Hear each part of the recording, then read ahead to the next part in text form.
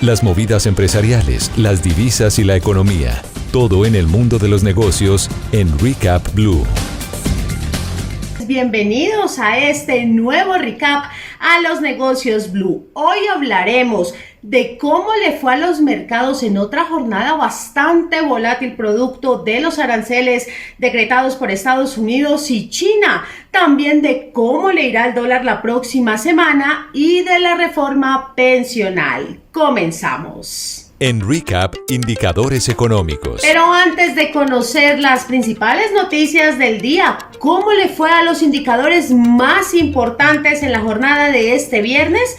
Camilo Vázquez. Dari, la carga de café bajó y se comprará mañana en promedio a 2.971.000 pesos. El petróleo europeo tipo Brent cayó a $65,58 y el estadounidense WTI también cayó y se ubicó en $61,99 por barril. La tasa representativa del mercado que regirá mañana subió a 4.274 pesos con 03 centavos y el Bitcoin subió 1,6% a $84.018. En Recap, resumen de noticias económicas.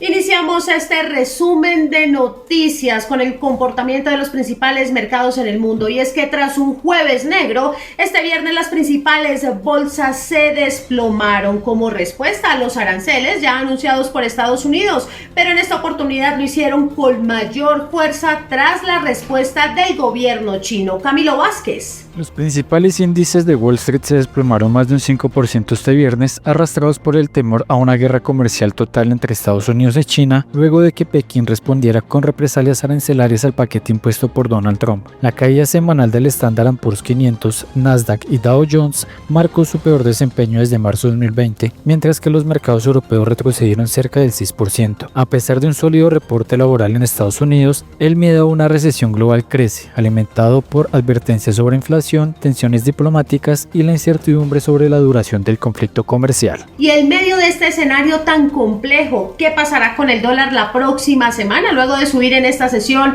cerca de 100 pesos? Wilson Tovar, gerente de investigaciones económicas de Acciones y Valores, nos explica. La verdad es que esta semana se puede comprobar lo que siempre decimos: el peso colombiano es una moneda de beta alto, es decir, una de las monedas más sensibles del mundo a cualquier coyuntura. No por nada pasamos de 4.115 a 4.300. El mercado mundial sigue supremamente atento al desarrollo de las noticias que tienen que ver alrededor de las tensiones comerciales, que el mundo en primera instancia ha empezado a alinear quizás a una expectativa de enfriamiento económico con presiones de inflación. Esa narrativa podría cambiar siempre que muchos países vayan y hablen con Trump y logren evitar esos aranceles. Eso no lo sabemos si va a pasar o no. Lo cierto es que el curso de volatilidad que toma el peso colombiano se vuelve alto.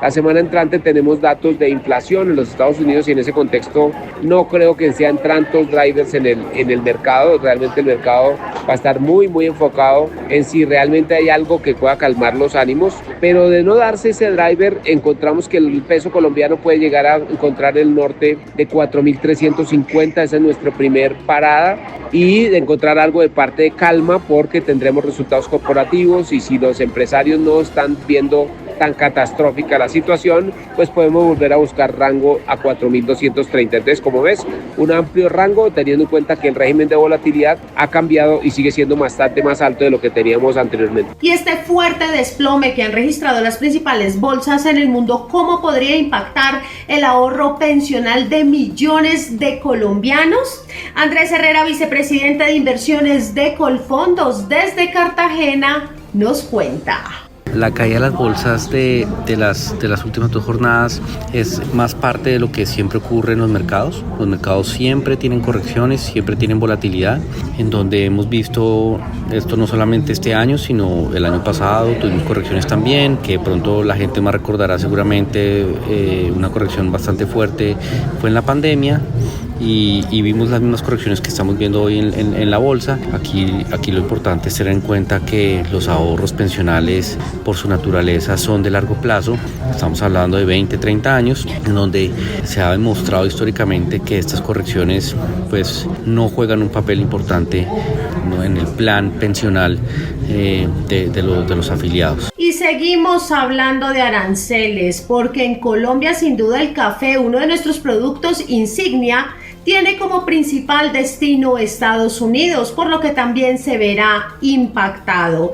No se han hecho esperar desde los gremios y han manifestado su preocupación y también qué se puede hacer al respecto. Gustavo Gómez, presidente de Asoexport. A partir del 5 de abril del presente año, todas las exportaciones colombianas con destino del mercado de los Estados Unidos tendrán un arancel base del 10%. Esta medida también aplica para las exportaciones de café, cuyo principal destino es Estados Unidos. Más de un 40% de las exportaciones de café van a ese mercado. Sin embargo, es importante aclarar que nuestros principales competidores, Brasil, Guatemala, Honduras y Perú, parten de ese mismo escenario base del 10%, y en el caso específico de Vietnam, parte de un escenario del 46% arancel.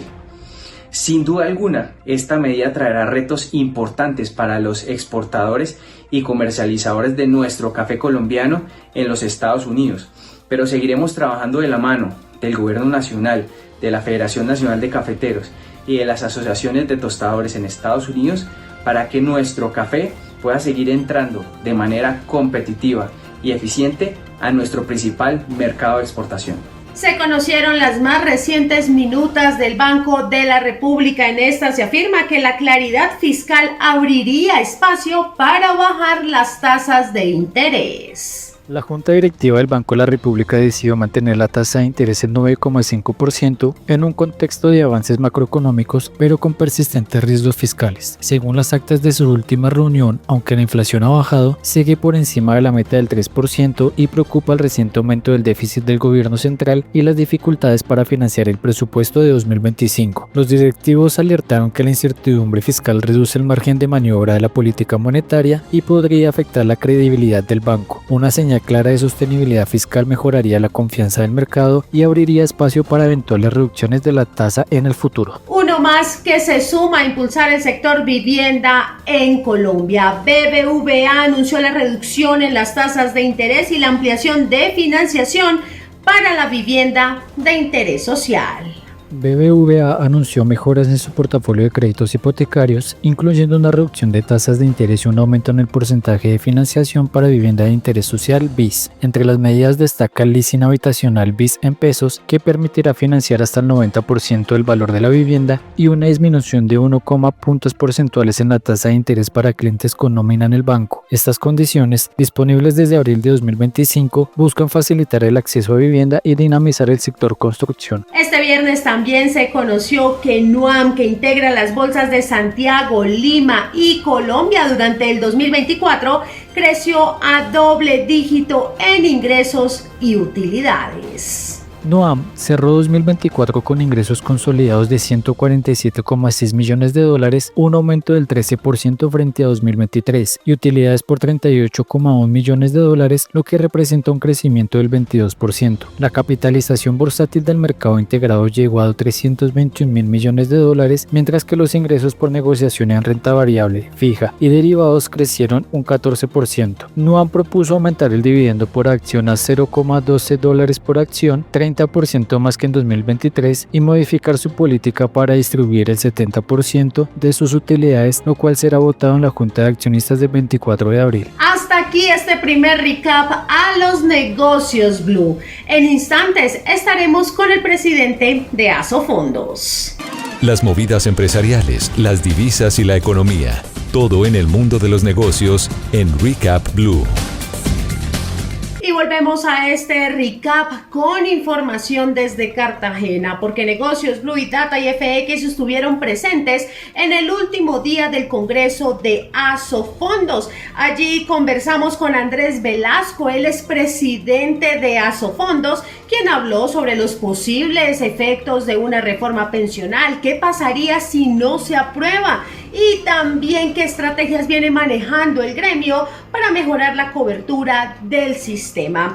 Natalia Bendaño se encontró con el presidente de Asofondos y nos amplía este y otros detalles. Natalie. Dari, buenas noches. Así es, esta noche nos encontramos con Andrés Velasco, presidente de Asofondos, quien nos expone su visión sobre los retos y oportunidades que trae la reforma, así como el estado de diálogo con el gobierno. Buenas noches, presidente. Bienvenido a Negocios Blue.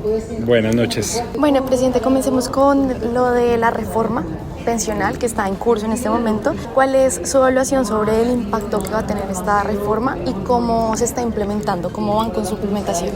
Bien, uno puede evaluar la reforma desde 3 puntos de vista, que eran los derroteros que se plantearon cuando empezamos a discutir la reforma pensional hace ya más de 2 años. Entonces, lo primero era la cobertura, ¿cierto? En cobertura la reforma pensional aprobada por el Congreso de la República el año pasado, en términos pensionales no aumenta mucho la cobertura.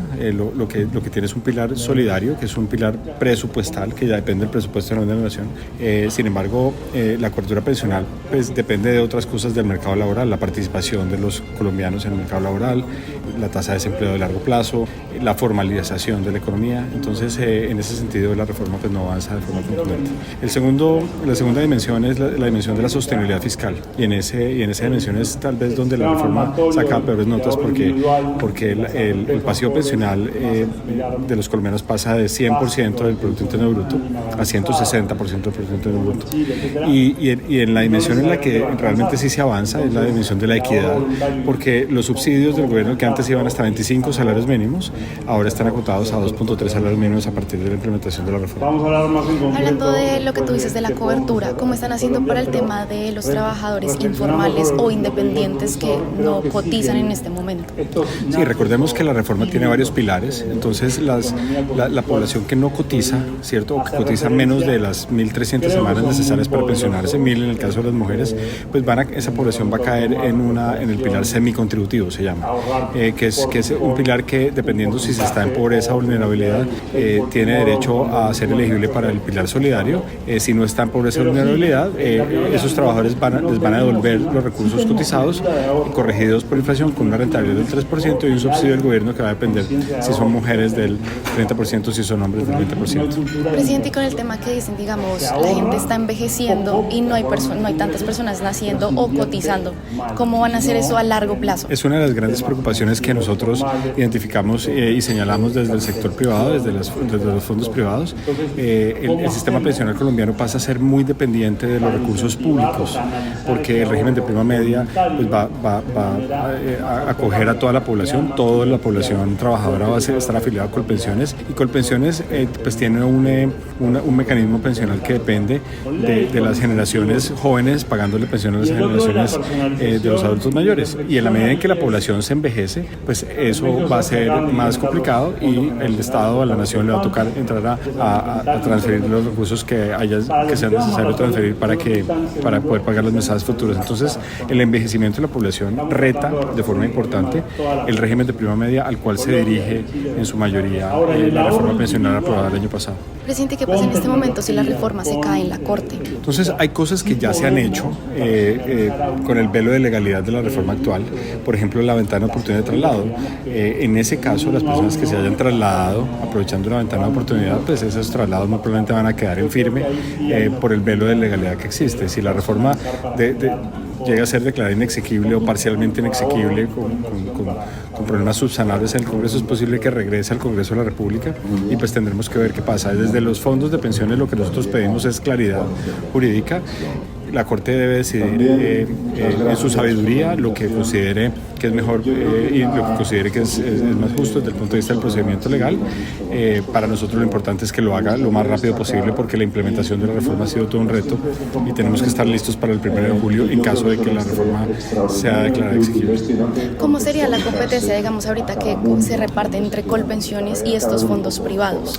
No hay competencia, ¿no? El sistema de pilares lo que hace es que genera una complementariedad entre el régimen básico de pensión contributiva, del régimen contributivo de pensión que administra Colpensiones, ¿cierto? Hasta 2.3 salarios mínimos, y de 2.3 salarios mínimos hacia arriba la cotización obligatoria iría a los fondos de pensiones privados que van a actuar con una licencia que se llama ACAI, Administrador del Componente Complementario de Ahorro Individual. Entonces, cuando los jóvenes en el futuro se pensionen, van a recibir una pensión básica hasta 2.3 salarios mínimos y por encima de eso recibirán un componente complementario de acuerdo a lo que hayan normado.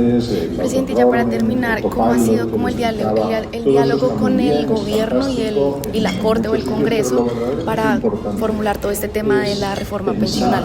En el transcurso del debate de la reforma pensional, los fondos de pensiones participaron de forma activa, como nos correspondía como Asofondos, como gremio del sector, y los fondos privados pues como actores relevantes del sector.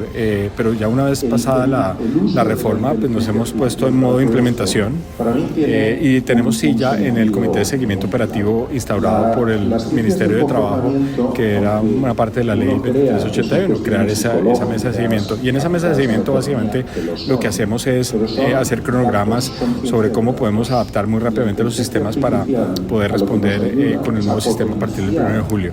De otro lado, el proceso de reglamentación pues ha sido complejo, ha sido lento. Han salido 2 decretos hasta ahora de los fondos de pensiones, por supuesto, estamos participando, enviando nuestras recomendaciones para que la reglamentación permita la adaptación de los fondos al nuevo sistema y generar pues, la menor cantidad de inconvenientes a la población trabajadora colombiana. Presidente, muchas gracias y gracias por acompañarnos en Negocios Blue. No, con gusto. Muchas gracias. Hasta aquí este segundo recap a los Negocios Blue. Ustedes continúen con más programación y nosotros regresamos la próxima semana.